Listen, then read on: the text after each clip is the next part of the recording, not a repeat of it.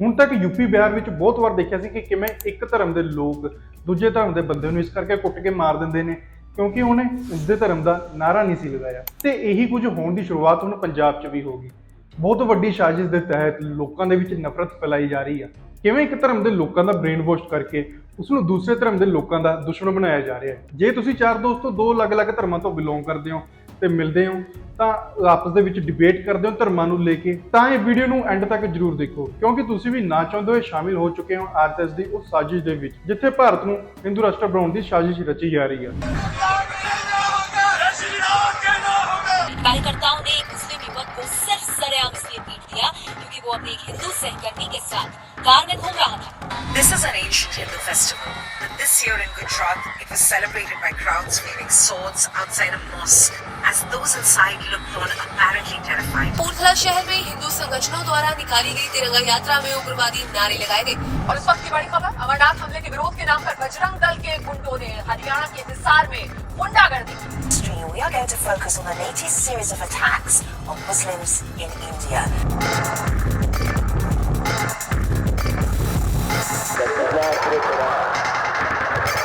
ਸਤਿ ਸ਼੍ਰੀ ਅਕਾਲ, ਮੈਂ ਮਲਕੀਤ ਸਿੰਘ ਸਵਾਗਤ ਕਰਦਾ ਤੁਹਾਡਾ ਰੁਤਬਾ ਪੰਜਾਬ ਤੇ। ਪੰਜਾਬ ਜਿਸ ਨੂੰ ਹਰ ਸਟੇਟ ਰੋਲ ਮਾਡਲ ਮੰਨਦਾ। ਇਹ ਮੈਂ ਗੱਲ ਤਾਂ ਨਹੀਂ ਕਹਿ ਰਿਹਾ ਕਿਉਂਕਿ ਮੈਂ ਖੁਦ ਪੰਜਾਬੀ ਹਾਂ। ਇਹ ਗੱਲਾਂ ਬਾਕੀ ਸਟੇਟਾਂ ਦੇ ਲੋਕ ਆਪ ਮੰਨਦੇ ਨੇ ਕਿ ਪੰਜਾਬ ਦੇ ਲੋਕਾਂ ਦਾ ਜੋ ਆਪਸੀ ਭਾਈਚਾਰਾ ਉਹ ਬਾਕੀ ਇੱਕ ਮਿਸਾਲ ਆ। ਪੰਜਾਬ ਵਿੱਚ ਰਾਜਨੀਤੀ ਵੀ ਬਾਕੀ ਸਟੇਟਾਂ ਤੋਂ ਬਹੁਤ ਅਲੱਗ ਆ। ਬਾਕੀ ਸਟੇਟਾਂ ਵਿੱਚ ਕੀ ਹੁੰਦਾ ਕਿ ਨੇਤਾ ਲੋਕ ਇਦਾਂ ਦੀਆਂ ਸਪੀਚਾਂ ਭੜਕਾਊ ਭਾਸ਼ਣ ਦੇ ਦਿੰਦੇ ਨੇ, ਲੋਕੀ ਭੜਕ ਉੱਠਦੇ ਨੇ ਤੇ ਆਪਸ ਦੇ ਵਿੱਚ ਦੰਗੇ ਕਰ ਬੈਠਦੇ ਨੇ ਦੋ ਅਲੱਗ-ਅਲੱਗ ਧਰਮ ਦੇ ਲੋਕ। ਤੇ ਪੰਜਾਬ ਵਿੱਚ ਕੀ ਹੁੰਦਾ, ਨੇਤਾ ਲੋਕ ਰਾਜਨੀਤੀ ਤਾਂ ਕਰਦੇ ਨੇ ਧਰਮ ਦੇ ਉੱਤੇ, ਪਰ ਉਹਨਾਂ ਦਾ ਵਿਰੋਧ ਕਰਨ ਲਈ ਲੋਕ ਇਕੱਠੇ ਰਹਿ ਕੇ ਸਰਕਾਰ ਦੇ ਖਿਲਾਫ ਧਰਨਾ ਪ੍ਰਦਰਸ਼ਨ ਕਰਦੇ ਨੇ, ਰੋਸ ਪ੍ਰਗਟ ਕਰਦੇ ਨੇ। ਤੇ ਹੁਣ ਭਾਰਤ ਨੂੰ ਹਿੰਦੂ ਰਾਸ਼ਟਰ ਬਣਾਉਣ ਦੀਆਂ ਸਾਜ਼ਿਸ਼ਾਂ ਚੱਲ ਰਹੀਆਂ ਨੇ ਤੇ ਜਿਸ ਤਰੀਕੇ ਨਾਲ ਇਹ ਹੋ ਰਿਹਾ ਭਾਰਤ ਵਿਨਾਸ਼ ਵੱਲ ਨੂੰ ਵੱਧ ਰਿਹਾ।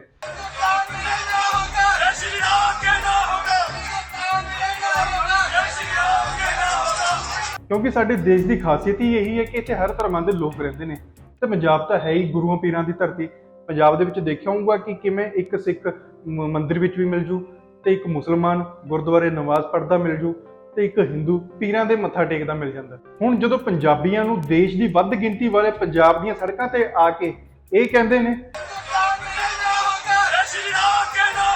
ਤਾਂ ਘੱਟ ਗਿਣਤੀਆਂ ਵਾਲਿਆਂ ਦੇ ਮਨ ਵਿੱਚ ਪੈਦਾ ਹੁੰਦੀ ਹੈ ਇਹ ਗੱਲ ਕਿ ਕਾਸ਼ ਸਾਡਾ ਵੀ ਇੱਕ ਅਲੱਗ ਤੋਂ ਦੇਸ਼ ਹੋਵੇ ਜਿੱਥੇ ਸਾਨੂੰ ਇਹ ਨਾ ਜਤਾਇਆ ਜਾਵੇ ਕਿ ਤੁਸੀਂ ਘੱਟ ਗਿਣਤੀ ਵਾਲੇ ਹੋ। ਤੇ ਜੇਕਰ ਆਰਐਸਐਸ ਵਾਲਿਆਂ ਨੂੰ ਲੱਗਦਾ ਕਿ ਤੁਹਾਡੇ ਧਰਮ ਦੇ ਆਧਾਰ ਦੇ ਉੱਤੇ ਪੂਰਾ ਦੇਸ਼ ਪੂਰਾ ਰਾਸ਼ਟਰ ਹੋਣਾ ਚਾਹੀਦਾ ਤਾਂ ਤੁਹਾਡੀ ਅਗਰ ਸੋਚ ਦੇ ਹਿਸਾਬ ਨਾਲ ਚੱਲੀਏ ਫਿਰ ਤਾਂ ਖਾਲਿਸਤਾਨ ਦੀ ਮੰਗ ਕਰਨ ਵਾਲੇ ਵੀ ਸਹੀ ਨੇ, ਫਿਰ ਤਾਂ ਉਹ ਵੀ ਆਪਣੀ ਜਗ੍ਹਾ ਸਹੀ ਆਪਣਾ ਹੱਕ ਮੰਗ ਰਹੇ ਨੇ। ਗੱਲ ਕਰਦੇ ਇਸ ਦੀ ਸ਼ੁਰੂਆਤ ਕਿੱਥੋਂ ਹੁੰਦੀ ਹੈ ਹਿੰਦੂ ਰਾਸ਼ਟਰ ਬਣਾਉਣ ਦੀ। ਸਾਜ਼ਿਸ਼ ਤਾਂ ਪਹਿਲਾਂ ਰਚੀ ਜਾਂਦੀ ਹੈ ਪਰ ਜਦੋਂ ਲੋਕਾਂ ਦੇ ਵਿਚਕਾਰ ਇਹ ਇੱਕ ਨਫ਼ਰਤ ਪੈਦਾ ਕੀਤੀ ਜਾਂਦੀ ਹੈ ਉਸ ਦੀ ਸ਼ੁਰੂਆਤ ਤਾਂ ਉਦੋਂ ਹੀ ਹੋ ਜਾਂਦੀ ਜਦੋਂ ਟੀਵੀ ਨਿਊਜ਼ ਚੈਨਲਾਂ ਦੇ ਉੱਤੇ ਦੋ ਅਲੱਗ-ਅਲੱਗ ਧਰਮਾਂ ਦੇ ਬੰਦੇ ਲਿਆ ਕੇ ਬਿਠਾਏ ਜਾਂਦੇ ਨੇ ਤੇ ਉਹਨਾਂ ਦੀ ਡਿਬੇਟ ਕਰਵਾਈ ਜਾਂਦੀ ਹੈ ਤੇ ਕੁਝ ਇੱਦਾਂ ਦੇ ਸਵਾਲ ਕੀਤੇ ਜਾਂਦੇ ਨੇ ਜਿਨ੍ਹਾਂ ਵਿੱਚੋਂ ਦੋ ਬੰਦੇ ਦੇਖਦੇ ਲੜ ਪੈਂਦੇ ਨੇ। ਤੇ ਉਸ ਤੋਂ ਬਾਅਦ ਕੀ ਹੁੰਦਾ, ਦੇਖਦੇ ਉਹ ਦੋ ਬੰਦਿਆਂ ਦੀ ਲੜਾਈ ਨੂੰ ਦੋ ਧਰਮਾਂ ਦੀ ਲੜਾਈ ਬਣਾ ਦਿੱਤਾ ਜਾਂਦਾ ਤੇ ਉਹ ਦੋ ਧਰਮਾਂ ਦੀ ਲੜਾਈ ਜਦੋਂ ਦਿਖਾ ਦਿੱਤੀ ਜਾਂਦੀ ਹੈ ਤਾਂ ਸ਼ੁਰੂ ਹੋ ਜਾਂਦੇ ਨੇ ਦੰਗੇ। ਆਰਐਸਐਸ ਵੱਲੋਂ ਤਾਂ ਇਹ ਵੀ ਕਿਹਾ ਜਾ ਰਿਹਾ ਕਿ ਉਹ ਹਿੰਦੂ ਰਾਸ਼ਟਰ ਦਾ ਸੰਵਿਧਾਨ ਲਿਖ ਰਹੇ ਨੇ ਜਿਸ ਨੂੰ ਅਗਲੇ ਸਾਲ ਮਾਘੀ ਮੇਲੇ ਤੇ ਹਿੰਦੂ ਧਰਮ ਦੀ ਧਰਮ ਸੰਸਦ ਦੇ ਵਿੱਚ ਲਾਗੂ ਕੀਤਾ ਜਾਊਗਾ।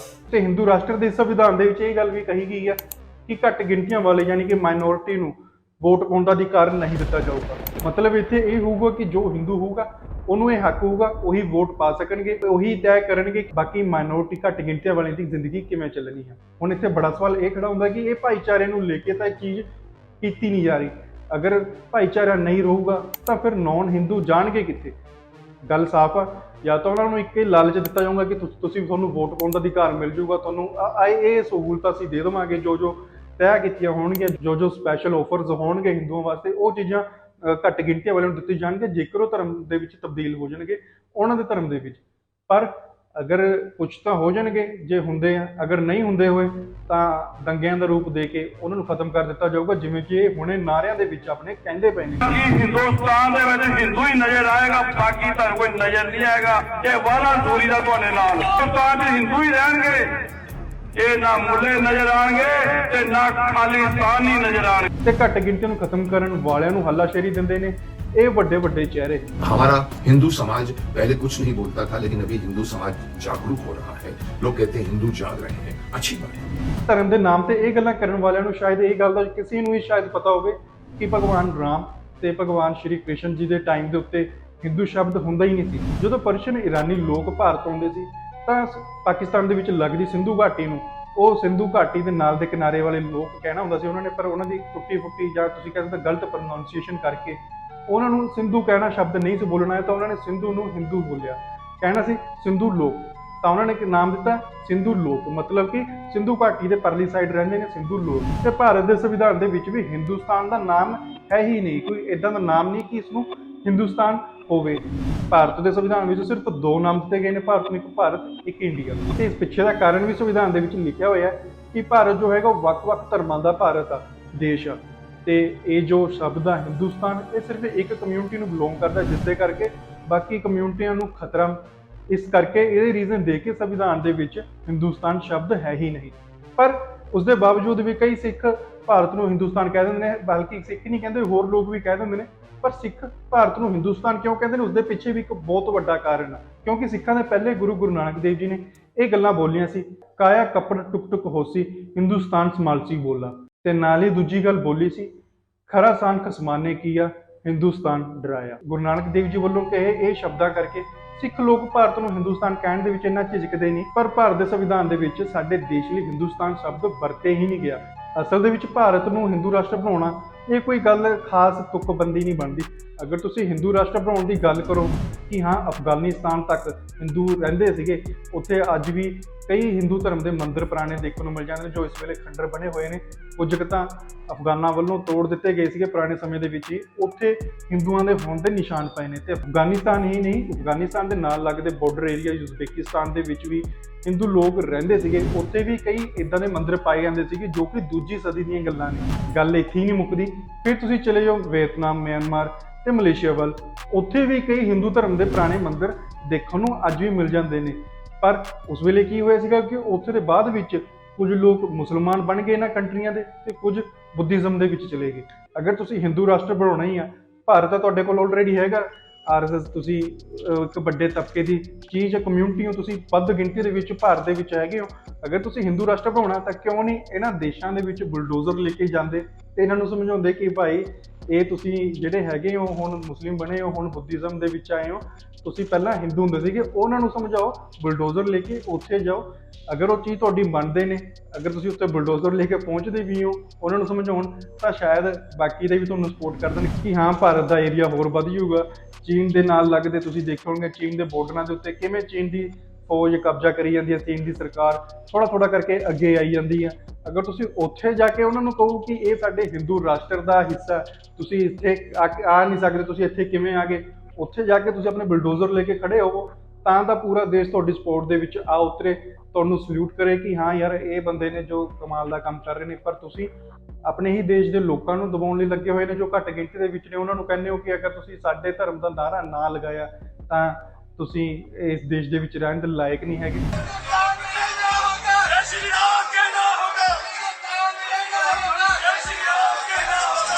ਇਹ ਤਾਂ ਸੀ ਹਿੰਦੂ ਰਾਸ਼ਟਰ ਬਣਨ ਤੇ ਬਾਕੀ ਧਰਮਾਂ ਦੀ ਗੱਲ ਕਿ ਬਾਕੀ ਧਰਮਾਂ ਨੂੰ ਕਿੱਦਾਂ, ਪੂਰੇ ਦੇਸ਼ ਨੂੰ ਕਿੱਦਾਂ ਨੁਕਸਾਨ ਪਹੁੰਚੂਗਾ। ਤੇ ਗੱਲ ਕਰਦੇ ਹਾਂ ਖੁਦ ਉਹਨਾਂ ਦੇ ਧਰਮ ਦੇ ਜਿਸ ਦੇ ਨਾਮ ਦੇ ਉੱਤੇ ਇਹ ਰਾਸ਼ਟਰ ਬਣਾਉਣ ਨੂੰ ਸਾਜ਼ਿਸ਼ਾਂ ਰਚੀਆਂ ਜਾ ਰਹੀਆਂ ਨੇ। ਅਗਰ ਇਹ ਰਾਸ਼ਟਰ ਬਣਦਾ ਤਾਂ ਕੀ ਇਹ ਇਹਨਾਂ ਦੇ ਖੁਦ ਦੇ ਲੋਕਾਂ ਲਈ, ਇਹਨਾਂ ਦੇ ਬੱਚਿਆਂ ਲਈ, ਇਹਨਾਂ ਦੀ ਔਰਤਾਂ ਲਈ ਸੇਫ ਹੋਊਗਾ? ਉਸ ਦੇ ਬਾਰੇ ਚਰਚਾ ਕਰਦੇ ਹਾਂ। ਇਸ ਦੀ ਸਭ ਤੋਂ ਵੱਡੀ ਐਗਜ਼ਾਮਪਲ ਲੈਂਦੇ ਆ ਅਫਗਾਨਿਸਤਾਨ ਨੂੰ। ਅਫਗਾਨਿਸਤਾਨ ਦੇ ਵਿੱਚ ਦੇਖਿਆ ਹੋਵੇ ਤਾਂ ਪੁਰਾਣੇ ਸਮੇਂ ਦੇ ਵਿੱਚ ਉੱਥੇ ਦੀਆਂ ਔਰਤਾਂ ਕਾਫੀ ਮਾਡਰਨ ਸੀਗੀਆਂ, ਉਹਨਾਂ ਦਾ ਜੋ ਮਾਈਂਡ ਇੰਨਾ ਡਿਵੈਲਪ ਹੋਇਆ ਚੁੱਕਿਆ ਸੀਗਾ ਲੋਕਾਂ ਦਾ ਵੀ ਕਿ ਖੁੱਲ੍ਹੇਆਮ ਆਪਣੀ ਮਰਜ਼ੀ ਦੇ ਮਨ ਚਾਹੇ ਕੱਪੜੇ ਪਾ ਕੇ ਘੁੰਮਦੀਆਂ ਸੀ। ਪਰ ਅੱਜ ਦੇ ਟਾਈਮ ਦੇ ਵਿੱਚ ਤੁਸੀਂ ਦੇਖ ਸਕਦੇ ਹੋ ਦੇਸ਼ ਅੱਗੇ ਵਧਣ ਦੀ ਥਾਂ ਹੋਰ ਪਿੱਛੇ ਆ ਗਿਆ। ਇੱਥੇ ਤੱਕ ਕਿ ਹਾਲਾਤ ਇਹ ਵੀ ਬਣ ਚੁੱਕੇ ਨੇ ਕਿ ਔਰਤਾਂ ਨੂੰ ਇੰਨੀਆਂ ਆਜ਼ਾਦੀਆਂ ਨਹੀਂ ਦਿੱਤੀਆਂ ਜਾਂਦੀਆਂ, ਇੱਦੀਆਂ ਪਾਬੰਦੀਆਂ ਲਗਾ ਦਿੱਤੀਆਂ ਗਈਆਂ ਕਿ ਅਗਰ ਔਰਤਾਂ ਨੇ ਬਾਹਰ ਜਾਣਾ ਤਾਂ ਮਰਦ ਨਾਲ ਹੋਣਾ ਚਾਹੀਦਾ, ਔਰਤਾਂ ਕੰਮ ਨਹੀਂ ਕਰ ਸਕਦੀਆਂ। ਤਾਂ ਅਗਰ ਤੁਸੀਂ ਦੇਖੋਗੇ ਇਹ ਚੀਜ਼ਾਂ ਸਭ ਹੁੰਦੀਆਂ ਸਿਰਫ ਜਦੋਂ ਇੱਕ ਧਰਮ ਦੇ ਲੋਕ ਕੱਟੜਪੰਥੀ ਵਾਲੀ ਸੋਚ ਵਾਲੇ ਬੰਦੇ ਸੱਤਾ ਦੇ ਵਿੱਚ ਆਏ ਨੇ, ਤੇ ਉਹ ਕੱਟੜਪੰਥੀ ਤਾਂ ਸਾਨੂੰ ਭਾਰਤ ਦੇ ਵਿੱਚ ਹੁਣੀ ਦੇਖਣ ਨੂੰ ਮਿਲ ਜਾਂਦੀ ਹੈ ਕਿ ਜਦੋਂ ਕਿਵੇਂ ਵੈਲੈਂਟਾਈਨ ਵੀਕ ਹੁੰਦਾ ਤਾਂ ਕਿਵੇਂ ਲਾਠੀਆਂ ਲੈ ਕੇ ਬਜਰੰਗ ਦਲ ਦੇ ਲੋਕ ਨਿਕਲਦੇ ਨੇ ਸੜਕਾਂ ਤੇ ਕਿਵੇਂ ਮੁੰਡਾ ਕੁੜੀ ਚਾਹੇ ਉਹ ਦੋਸਤ ਵੀ ਹੋਣ ਇੱਕ ਦੂਸਰੇ ਨਾਲ ਜਾਂਦੇ ਹੋਣ ਉਹਨਾਂ ਦੇ ਮਗਰ ਪੈ ਜਾਂਦੇ ਨੇ। ਤਾਂ ਕਿ ਅਗਰ ਇਦਾਂ ਦਾ ਸਮਾਜ ਇੱਕ ਡਿਵੈਲਪ ਹੁੰਦਾ ਜਿੱਥੇ ਇੱਕ ਕੱਟੜ ਸੋਚ ਵਾਲੇ ਲੋਕ ਰਾਜ ਦੇ ਵਿੱਚ ਆਉਂਦੇ ਨੇ ਕਿ ਉਹ ਤੁਹਾਨੂੰ ਇਸ ਤਰੀਕੇ ਦੀ ਆਜ਼ਾਦੀ ਦੇਣਗੇ?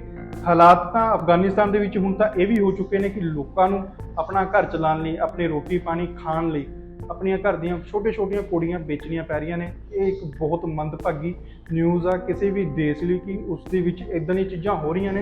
इस महिला को तकरीबन 1 लाख रुपए में अपनी बेटी को शादी के लिए बेचना पड़ा। उनकी बेटी सिर्फ 6 साल की है। छोटी है, लेकिन मुझे ये कदम उठाना पड़ा क्योंकि हमारे पास खाने को कुछ नहीं है। मैंने ये किया ताकि मेरे दूसरे बच्चे भूख से ना मरे। जो सत्ता ਵਿੱਚ ਬੈਠੇ ਨੇ ਉਹਨਾਂ ਨੂੰ ਸਾਰਾ ਇਸ ਚੀਜ਼ ਦਾ ਗਿਆਨ ਹੈਗਾ ਕਿ ਹਾਂ ਇਹ ਚੀਜ਼ ਹੋ ਰਹੀ ਆ, ਪਰ ਫਿਰ ਵੀ ਉਹਨਾਂ ਨੂੰ ਲੱਗਦਾ ਸਹੀ ਹੈ ਚਲੋ ਆਪਣਾ ਦਾਣਾ ਪਾਣੀ ਖਾ ਰਹੇ ਨੇ, ਆਪਣੀ ਮਰਜ਼ੀ ਕਰਨ। ਤੇ ਤੁਸੀਂ ਦੇਖੋਗੇ ਕਿ ਕਿਵੇਂ ਅਗਰ ਤੁਸੀਂ ਸਰਕਾਰ ਦੇ ਖਿਲਾਫ ਇਹਨਾਂ ਲੋਕਾਂ ਦੇ ਖਿਲਾਫ ਧਰਨਾ ਵੀ ਕਰਨਾ ਤਾਂ ਇਹਨਾਂ ਦੀ ਮਰਜ਼ੀ ਦੇ ਉੱਤੇ ਆ, ਤੁਹਾਡੇ ਉੱਤੇ ਕਿਵੇਂ ਗੋਲੀਆਂ ਵੀ ਚਲਾ ਸਕਦੇ ਨੇ। ਤੁਸੀਂ ਇਹ ਚੀਜ਼ ਵੀ ਦੇਖੀ ਹੋਣੀ ਹੈ, ਭਾਰਤ ਦੇ ਵਿੱਚ ਵੀ ਇਦਾਂ ਦੇ ਬਹੁਤ ਵੱਡੇ ਇਨਸੀਡੈਂਟ ਹੋਏ ਨੇ ਕਿ ਜਦੋਂ ਲੋਕੀ ਧਰਨਾ ਕਰ ਰਹੇ ਹੁੰਦੇ ਨੇ ਤਾਂ ਕਿਵੇਂ ਇੱਕ ਪਾਰਟਿਕੂਲਰ ਗਰੁੱਪ ਦੇ ਲੋਕ ਆ ਕੇ ਉੱਥੇ ਗੋਲੀਆਂ ਵਾਰੀਆਂ ਪੱਥਰਬਾਜ਼ੀ ਕਰਨੀ ਸ਼ੁਰੂ ਕਰ ਦਿੱਤੇ ਨੇ ਤੇ ਬਾਅਦ ਵਿੱਚ ਉਹੀ ਬੰਦੇ ਨੂੰ ਸੱਤਾ ਦੇ ਵਿੱਚ ਲੈ ਲਿੱਤਾ ਜਾਂਦਾ ਉੱਥੇ ਦੀ ਮੌਜੂਦਾ ਪੋਲੀਟੀਕਲ ਪਾਰਟੀ ਵੱਲੋਂ। ਇਹ ਚੀਜ਼ਾਂ ਭਾਰਤ ਵਿੱਚ ਸਾਨੂੰ ਦੇਖਣ ਨੂੰ ਮਿਲੀਆਂ ਨੇ। ਤੇ ਸਾਊਦੀ ਅਰਬ ਜੋ ਇੱਕ ਇਸਲਾਮਿਕ ਕੰਟਰੀ ਹੈ ਉੱਥੇ ਵੀ ਇੱਕ ਔਰਤ ਨੂੰ 34 ਸਾਲਾਂ ਦੀ ਜੇਲ੍ਹ ਸਿਰਫ ਇਸ ਕਰਕੇ ਹੋ ਗਈ ਕਿ ਉਸਨੇ ਇੱਕ ਟਵੀਟ ਨੂੰ ਰੀਟਵੀਟ ਕੀਤਾ ਸੀ। ਇਦਾਂ ਦੀਆਂ ਚੀਜ਼ਾਂ ਦੇਖਣ ਨੂੰ ਮਿਲਦੀਆਂ ਕੱਟੜਪੰਥੀ ਵਾਲੇ ਦੇਸ਼ਾਂ ਦੇ ਵਿੱਚ ਜਿੱਥੇ ਧਰਮ ਦੇ ਆਧਾਰ ਦੇ ਉੱਤੇ ਸਰਕਾਰਾਂ ਹੋਣ ਤੇ ਕਿਵੇਂ ਤਾਨਾਸ਼ਾਹ ਬਣ ਜਾਂਦੇ ਨੇ ਇਹ ਲੋਕ ਜੋ ਸੱਤਾ ਵਿੱਚ ਹੁੰਦੇ ਨੇ। ਅਗਰ ਤਾਨਾਸ਼ਾਹ ਕੀ ਕੁਝ ਕਰ ਸਕਦਾ ਤਾਂ ਤੁਸੀਂ ਨਾਰਥ ਕੋਰੀਆ ਦੀ ਸਟੋਰੀ ਦੇਖ ਸਕਦੇ ਹੋ ਕਿ ਨਾਰਥ ਕੋਰੀਆ ਦੇ ਲੋਕਾਂ ਦਾ ਹਾਲ ਕੀ ਆ। ਉਸ ਦੇ ਉੱਤੇ YouTube ਦੇ ਉੱਤੇ ਤੁਹਾਨੂੰ ਕਈ ਸਟੋਰੀਆਂ ਡਾਕੂਮੈਂਟਰੀਜ਼ ਦੇਖਣ ਨੂੰ ਮਿਲ ਜਾਣਗੀਆਂ, ਉਹ ਚੀਜ਼ ਤੁਸੀਂ ਦੇਖ ਸਕਦੇ ਹੋ। ਜੇ ਧਰਮ ਦੇ ਆਧਾਰ ਤੇ ਹੀ ਭਾਰਤ ਦੇ ਵਿੱਚ ਦੇਸ਼ ਬਣਾਉਣੇ ਆ ਫਿਰ ਤਾਂ ਭਾਰਤ ਦੇ 8 ਤੋਂ 9 ਦੇਸ਼ ਬਣਨਗੇ, ਪਰ ਇਹ ਤਾਂ ਅਸੀਂ ਧਰਮ ਦੇ ਆਧਾਰ ਤੇ ਦੇਸ਼। ਪਰ ਹੁਣ ਤਾਂ ਕਈ ਸਟੇਟਾਂ ਵੀ ਨੇ ਜੋ ਆਪਣਾ ਅਲੱਗ ਦੇਸ਼ ਦੀ ਮੰਗ ਕਰ ਰਹੀਆਂ ਨੇ, ਜਿਨ੍ਹਾਂ ਵਿੱਚੋਂ ਤਾਮਿਲਨਾਡੂ ਤੇ ਪੰਜਾਬ ਇੱਕ ਨੇ। ਇਹਨਾਂ ਦੋਨਾਂ ਸਟੇਟਾਂ ਦੇ ਮੁਤਾਬਕ ਸੈਂਟਰ ਦੀਆਂ ਸਰਕਾਰਾਂ ਇਹਨਾਂ ਨਾਲ ਧੱਕਾ ਕਰਦੀਆਂ ਆ ਰਹੀਆਂ ਨੇ। ਇਹਨਾਂ ਦਾ ਬਣਦਾ ਹੱਕ ਇਹਨਾਂ ਨੂੰ ਨਹੀਂ ਦਿੱਤਾ ਜਾਂਦਾ, ਨਾ ਹੀ ਇਹਨਾਂ ਨਾਲ ਕੋਈ ਇਨਸਾਫ ਕੀਤਾ ਜਾਂਦਾ। ਇਸ ਕਰਕੇ ਇਹ ਸਟੇਟਾਂ ਅਲੱਗ ਹੋਣ ਦੀਆਂ ਮੰਗ ਰੱਖ ਰਹੀਆਂ ਨੇ। ਸੈਂਟਰ ਦੀਆਂ ਸਰਕਾਰਾਂ ਸਟੇਟਾਂ ਨਾਲ ਜੇ ਇਦਾਂ ਦੇ ਧੱਕੇ ਕਰਨਗੀਆਂ ਤੇ ਜੇ ਵੱਡੀਆਂ ਗਿਣਤੀਆਂ ਵਾਲੇ ਧਰਮ ਦੇ ਲੋਕ ਘੱਟ ਗਿਣਤੀਆਂ ਵਾਲੇ ਨਾਲ ਲੋਕਾਂ ਨਾਲ ਇਦਾਂ ਦੀਆਂ ਗੱਲਾਂ ਕਰਨਗੇ ਤਾਂ ਕਿਵੇਂ ਦੇਸ਼ ਤਰੱਕੀ ਕਰ ਸਕਦਾ ਤੇ ਕਿਵੇਂ ਲੋਕੀ ਆਪਣੇ ਆਪ ਨੂੰ ਬਰਾਬਰ ਸਮਝਣਗੇ। ਇਹ ਜੋ ਅੱਗੇ ਹੋ ਕੇ ਲੋਕਾਂ ਦਾ ਬ੍ਰੇਨ ਵਾਸ਼ ਕਰ ਰਹੇ ਨੇ, ਨਾਅਰੇ ਲਗਾ ਰਹੇ ਨੇ, ਰੈਲੀਆਂ ਕੱਢਦੇ ਨੇ, ਇਹ ਵੀ ਕੋਈ ਬਹੁਤ ਵੱਡੇ ਦੇਸ਼ ਪ੍ਰੇਮੀ ਧਰਮ ਪ੍ਰੇਮੀ ਨਹੀਂ ਹੈਗੇ। ਅਗਰ ਤੁਸੀਂ ਦੇਖੋਗੇ ਇਹਨਾਂ ਦਾ ਵੀ ਇੱਕੋ ਏਜੰਡਾ ਕਿ ਅਸੀਂ ਆਪਣੇ ਇੱਕ ਪਾਰਟਿਕੂਲਰ ਪਾਰਟੀ ਦੀ ਨਿਗਾਹ ਵਿੱਚ ਆ ਸਕੀਏ ਕਿ ਹਾਂ ਬੰਦਾ ਤਾਂ ਬੜੇ ਕਮਾਲ ਦੀ ਹੈ, ਚੀਜ਼ਾਂ ਬਹੁਤ ਲੋਕਾਂ ਨੂੰ ਅਟਰੈਕਟ ਕਰ ਲੈਂਦਾ, ਭੀੜ ਇਕੱਠੀ ਜੁਟਾ ਲੈਂਦਾ। ਇਸ ਤਰੀਕੇ ਦਾ ਪੋਲੀਟੀਕਲ ਏਜੰਡਾ ਸਾਫ਼ ਕਰਨਾ ਚਾਹੁੰਦਾ ਤੇ ਲੋਕਾਂ ਦੀਆਂ ਅਰਥੀਆਂ ਉੱਤੇ ਆਪਣੀਆਂ ਰੋਟੀਆਂ ਸੇਕਣੀਆਂ ਚਾਹੁੰਦੇ ਨੇ, ਕਿਉਂਕਿ ਜੇ ਬਹੁਤੇ ਧਰਮ ਪ੍ਰੇਮੀ ਹੁੰਦੇ ਤਾਂ ਇਹ ਉਸ ਵੇਲੇ ਵੀ ਬੋਲਦੇ ਜਦੋਂ ਬੁਲਡੋਜ਼ਰਾਂ ਨਾਲ ਮੰਦਰਾਂ ਨੂੰ ਵੀ ਤੋੜ ਦਿੱਤਾ ਜਾਂਦਾ। ਇਹ ਲੋਕ ਔਨ ਗਰਾਊਂਡ ਤਾਂ ਇਹ ਚੀਜ਼ ਤਾਂ ਕਰ ਹੀ ਰਹੇ ਸੀ, ਪਰ ਇਹ ਸੋਸ਼ਲ ਮੀਡੀਆ ਉੱਤੇ ਵੀ ਇਹ ਚੀਜ਼ਾਂ ਹੋਣੀਆਂ ਸ਼ੁਰੂ ਹੋ ਗਈਆਂ ਨੇ। ਲੋਕਾਂ ਦੇ ਇਮੋਸ਼ਨਸ ਨਾਲ ਖੇਡਦੇ ਨੇ ਇਹ ਲੋਕ। ਇਨਸਾਨੀ ਫਿਤਰਤ ਹੁੰਦੀ ਹੈ ਕਿ ਉਸ ਨੂੰ ਨੈਗੇਟਿਵ ਚੀਜ਼ਾਂ ਜ਼ਿਆਦਾ ਅਟਰੈਕਟ ਕਰਦੀਆਂ ਨੇ। ਅਗਰ ਕਈ ਵਾਰ ਕੰਮ ਦੀ ਚੀਜ਼ ਸਾਨੂੰ ਸੋਸ਼ਲ ਮੀਡੀਆ ਤੇ ਦੇਖਣ ਨੂੰ ਮਿਲਦੀ ਆ ਤਾਂ ਉਸ ਨੂੰ ਸਕਰੋਲ ਕਰ ਦਿੱਤਾ ਜਾਂਦਾ। ਅਗਰ ਕੋਈ ਨੈਗੇਟਿਵ ਚੀਜ਼ ਸਾਨੂੰ ਦੇਖਣ ਨੂੰ ਮਿਲ ਜਾਂਦੀ ਆ ਤਾਂ ਉਹ ਚੀਜ਼ ਸਾਡਾ ਧਿਆਨ ਅਟਰੈਕਟ ਕਰ ਲੈਂਦੀ ਆ ਤੇ ਉਸ ਨੈਗੇਟਿਵ ਚੀਜ਼ ਦੇ ਵਿੱਚ ਜਿਸ ਮਕਸਦ ਨਾਲ ਉਹ ਚੀਜ਼ ਪਾਈ ਜਾਂਦੀ ਆ ਤਾਂ ਉਸ ਦੇ ਨੀਚੇ ਜੋ ਕਮੈਂਟ ਸ਼ੁਰੂ ਹੁੰਦੇ ਨੇ, ਅਗਰ ਦੋ ਲੋਕ ਅਲੱਗ-ਅਲੱਗ ਧਰਮਾਂ ਦੇ ਲੋਕਾਂ ਦੇ ਖਿਲਾਫ ਪਾਈ ਜਾਂਦੀ ਹੈ ਤਾਂ ਉਹ ਦੋ ਅਲੱਗ-ਅਲੱਗ ਧਰਮ ਦੇ ਲੋਕ ਜਦੋਂ ਉਸ ਚੀਜ਼ ਦੇ ਨੀਚੇ ਕਮੈਂਟ ਕਰਨਾ ਸ਼ੁਰੂ ਕਰਦੇ ਨੇ, ਉਹਨਾਂ ਦੀ ਲੜਾਈ ਹੁੰਦੀ ਆ ਤਾਂ ਉਹਨਾਂ ਦਾ ਉਹ ਮਕਸਦ ਕਲੀਅਰ ਹੋ ਜਾਂਦਾ ਜਿਸ ਮਕਸਦ ਨਾਲ ਉਹ ਪੋਸਟ ਪਾਈ ਜਾਂਦੀ ਹੈ। ਹੁਣ ਜਾਂਦੇ ਹੋਏ ਲਾਸਟ ਵਿੱਚ ਇੱਕ ਜੋ ਲਾਸਟ ਚੀਜ਼ ਕਿ ਸਾਨੂੰ ਕਰਨਾ ਕੀ ਚਾਹੀਦਾ ਕਿਸੇ ਇਹਨਾਂ ਦੀ ਸਾਜ਼ਿਸ਼ ਦਾ ਹਿੱਸਾ ਨਾ ਬਣ ਸਕੀਏ। ਪਹਿਲੀ ਗੱਲ, ਅਗਰ ਤੁਸੀਂ ਕਿਸੇ ਵੀ ਧਰਮ ਤੋਂ ਬਿਲੋਂਗ ਕਰਦੇ ਹੋ ਤਾਂ ਉਸ ਚੀਜ਼ ਨੂੰ ਵਧਾਵਾ ਨਾ ਦਿਓ, ਉਸ ਚੀਜ਼ ਨੂੰ ਵੱਧ ਤੋਂ ਵੱਧ ਸ਼ੇਅਰ ਨਾ ਕਰੋ ਕਿ ਜੋ ਇੱਕ ਪਾਰਟਿਕੂਲਰ ਚੀਜ਼ ਤੇ ਧਰਮ ਦੇ ਆਧਾਰ ਦੇ ਉੱਤੇ ਗਲਤ ਤਰੀਕੇ ਨਾਲ ਫੈਲਾਈ ਜਾਂਦੀ ਹੈ। ਤੇ ਇੱਕ ਗੱਲ ਨੂੰ ਸਮਝਣਾ ਬਹੁਤ ਜ਼ਰੂਰੀ ਹੈ, ਅਗਰ ਕੋਈ ਇੱਕ ਬੰਦਾ ਕਿਸੇ ਧਰਮ ਦੇ ਖਿਲਾਫ ਬੋਲਦਾ ਤਾਂ ਇਸ ਦਾ ਮਤਲਬ ਇਹ ਨਹੀਂਗਾ ਕਿ ਉਸ ਬੰਦੇ ਦਾ ਪੂਰਾ ਹੀ ਧਰਮ ਤੁਹਾਡੇ ਧਰਮ ਦੇ ਖਿਲਾਫ ਬੋਲਦਾ। ਇਸ ਦਾ ਮਤਲਬ ਇਹ ਹੈ ਕਿ ਉਹ ਬੰਦਾ ਗਲਤ ਆ, ਉਸ ਨੂੰ ਉਸਦੀ ਬਣਦੀ ਸਜ਼ਾ ਦਿਵੋ ਤੇ ਉਸਦੇ ਧਰਮ ਨੂੰ ਜੱਜ ਨਾ ਕਰੋ। ਤੇ ਤੀਜੀ, ਕਿਸੇ ਵੀ ਇਦਾਂ ਦੇ WhatsApp ਗਰੁੱਪ, Facebook ਗਰੁੱਪ ਜਾਂ ਸੋਸ਼ਲ ਮੀਡੀਆ ਦੇ ਕਿਸੇ ਵੀ ਇਦਾਂ ਦੇ ਗਰੁੱਪਾਂ ਦਾ ਹਿੱਸਾ ਨਾ ਬਣੋ ਜਿੱਥੇ ਇੱਕ ਧਰਮ ਦੀ ਵਾਹਵਾਹੀ ਕੀਤੀ ਜਾਂਦੀ ਤੇ ਦੂਜੇ ਧਰਮ ਨੂੰ ਨੀਚਾ ਦਿਖਾਇਆ ਜਾਂਦਾ। ਹਾਲਾਂਕਿ ਕਈ ਗਰੁੱਪ ਤਾਂ ਇਦਾਂ ਦੇ ਵੀ ਨੇ ਕਿ ਆਪਣੇ ਧਰਮ ਦੀ ਵਾਹਵਾਹੀ ਕਰਨ ਲਈ ਦੂਜੇ ਧਰਮ ਦੀ ਬੇਇੱਜ਼ਤੀ ਮਜ਼ਾਕ ਕੀਤਾ ਜਾਂਦਾ ਕਿ ਦੇਖੋ ਇਹ ਤਾਂ ਇਦਾਂ ਹੈ, ਅਸੀਂ ਤਾਂ ਇਦਾਂ ਹੈ। ਉਸ ਚੀਜ਼ ਤੋਂ ਦੂਰ ਰਹੋ, ਉਸ ਚੀਜ਼ ਦਾ ਬਾਇਕਾਟ ਕਰੋ। ਅਗਰ ਅਸਲ ਦੇ ਵਿੱਚ ਕਿਸੇ ਚੀਜ਼ ਦਾ ਬਾਇਕਾਟ ਕਰਨਾ ਤਾਂ ਇਦਾਂ ਦੀਆਂ ਚੀਜ਼ਾਂ ਦਾ ਕਰੋ। ਟੀਵੀ ਚੈਨਲਾਂ ਉੱਤੇ ਅੱਖਾਂ ਬੰਦ ਕਰਕੇ ਯਕੀਨ ਨਾ ਕਰੋ। ਅਗਰ ਕਿਸੇ ਟੀਵੀ ਤੇ ਕੋਈ ਨਿਊਜ਼ ਦੇਖਦੇ ਹੋ, ਕੋਈ ਤੁਹਾਨੂੰ ਨਿਊਜ਼ ਇਸ ਤਰੀਕੇ ਨਾਲ ਦਿਖਾਈ ਜਾਂਦੀ ਹੈ ਕਿ ਅਗਰ ਹਾਂ ਤੁਹਾਡੀ ਧਾਰਮਿਕ ਭਾਵਨਾਵਾਂ ਨੂੰ ਠੇਸ ਪਹੁੰਚਦੀ ਹੈ ਤਾਂ ਆਪਣੇ ਉਸ ਸੈਂਟੀਮੈਂਟ ਤੋਂ ਤੁਹਾਡੇ ਹਰਟ ਹੁੰਦੇ ਨੇ ਤਾਂ ਉਸ ਚੀਜ਼ ਨੂੰ ਲਾਗੂ ਕਰਨ ਲਈ ਜਾਂ ਉਸ ਦੇ ਉੱਤੇ ਕੋਈ ਟਿੱਪਣੀ ਕਰਨ ਤੋਂ ਪਹਿਲਾਂ ਉਸ ਚੀਜ਼ ਦੀ ਵੈਰੀਫਿਕੇਸ਼ਨ ਕਰੋ। ਉਸ ਨੂੰ ਅਲੱਗ-ਅਲੱਗ ਤਰੀਕੇ ਦੇ ਇੰਟਰਨੈਟ ਤੋਂ ਆਰਟੀਕਲਸ ਰੀਡ ਕਰੋ ਤੇ ਉਸ ਨੂੰ ਦੇਖੋ ਤਾਂ ਆਪਣੀ ਸੋਚ ਸਮਝ ਨਾਲ ਵਰਤ ਕੇ ਦੇਖੋ ਕਿ ਜੋ ਚੀਜ਼ ਨਿਊਜ਼ ਹੋਈ ਹੈ ਕਿਸ ਸੰਦਰਭ ਦੇ ਵਿੱਚ ਹੋਈ ਆ, ਕਿ ਇਸ ਦਾ ਅਸਲ ਮਕਸਦ ਉਹੀ ਸੀਗਾ ਜੋ ਨਿਊਜ਼ ਚੈਨਲ ਵਾਲੇ ਧੱਕੇ ਨਾਲ ਤੁਹਾਡੇ ਦਿਮਾਗ ਦੇ ਵਿੱਚ ਪਾ ਰਹੇ ਨੇ ਕਿ ਆਹ ਕਮਿਊਨਿਟੀ ਦਾ ਬੰਦਾ ਇਹਨੇ ਆਹ ਕੀਤਾ।